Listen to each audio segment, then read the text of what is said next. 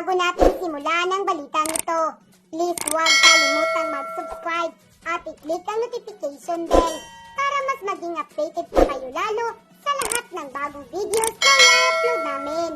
At eto na nga mga kababayan. Meron din po siyang sinabi, no, kung bakit may mga ilang porsyento na ayaw magtrabaho. Kasi po nakakausap natin yung mga taong yan, marami po dyan dahil yung sweldo. Kahit anong trabaho nila, kahit anong banat ng buto, problema pa rin sa bahay. Kaya nawawalan ng gana na magtrabaho. Katunayan, yung ating pong huling hearing, hindi po dito, no, sa Committee on Labor, na pag-usapan po yung 4% na informal workers natin. Yun po yung nakikita namin problema. Yun po ay nasa agrikultura. Nandun po kung saan na mabigat yung trabaho.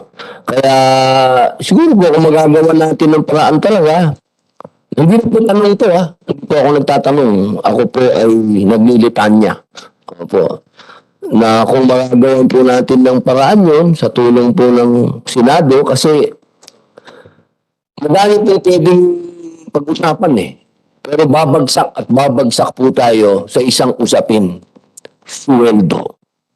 Yun po talaga ang ugat. Hanggat hindi po natin hinaharap yun, yung sinasabi po ng ating mahal na senadora, yung porsyento na yun na hinahanap natin, sigurado po ako, malaking porsyento nun ayaw magtrabaho dahil hindi naman sila maasenso. Yun lamang po. Maraming salamat po sa ating mga bisita. Ma'am Senator. Sana po, yung peso ay hindi lang po employment, dagdagan po natin and entrepreneurship. So it will be piso. So, yung piso, magtitweak natin into biso. So si piso, magkakaroon ng mga assistance sa barangay, clustered. Try it. It doesn't have to be cast and sold. If it's, I will provide a budget.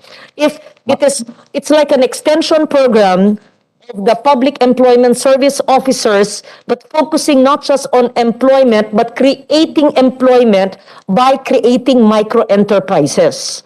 And I will, since I also handle the TESDA budget, I will tweak the TESDA budget so that nakaganon siya. And I will make the necessary amendments in the DTI Shared Services Facilities budget.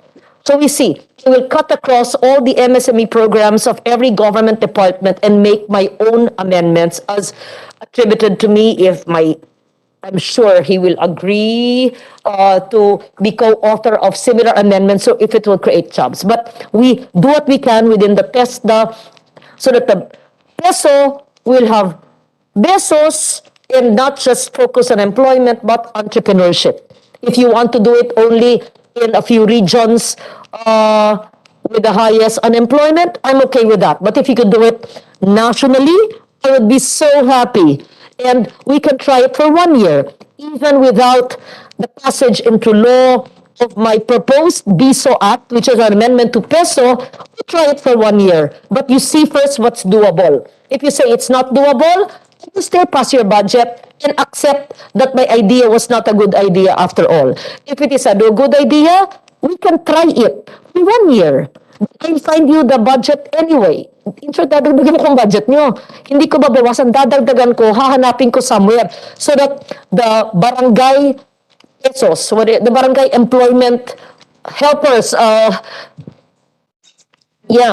BISOs, the BISOs, ang kanilang mandato, saan yung mga nangangailangan ng trabaho? Hindi mo alam. O sige, tulungan ka.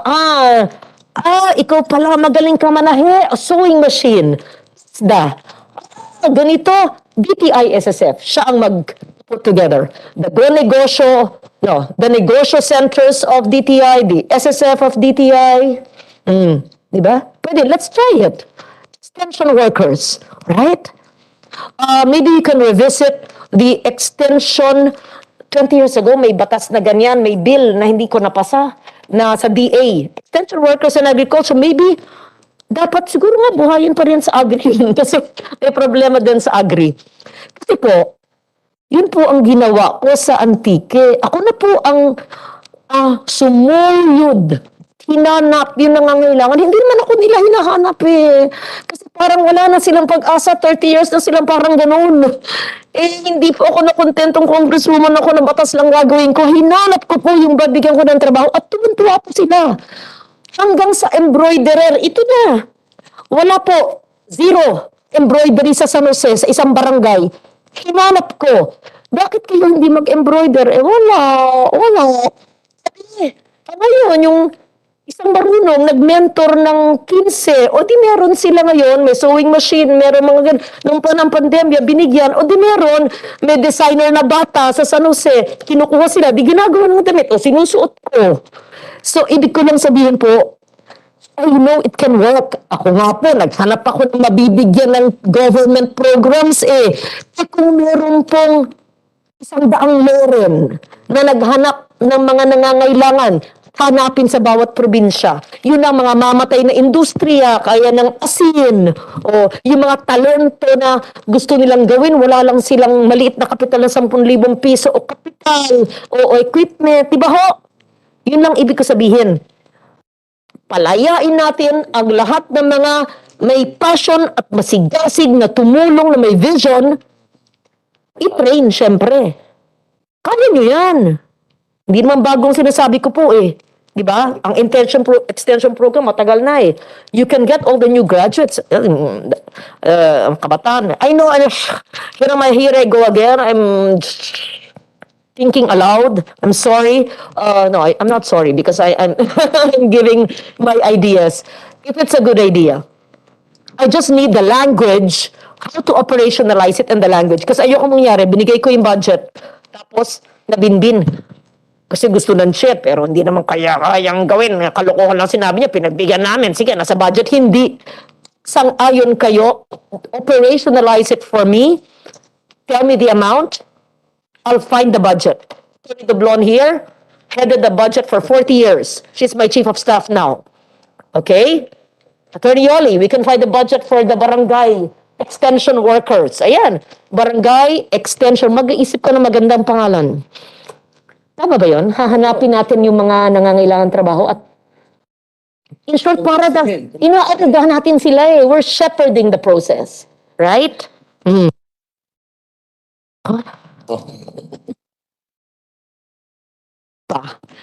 Magsalita naman yung iba. Ayan, gusto ko marinig. Paano pa natin? How do we crack? How do we curb? How do we overcome intergenerational poverty and provide jobs? Aside from what has already been discussed. PRC, this may not be your sako, but I want to hear your voice, Dr. Cueto. Yan. I want to hear your voice, sir. I want to hear, how do you break the intergenerational poverty? What is it we have not yet done? And if you were president of this country, what would you do? Ayan, sir.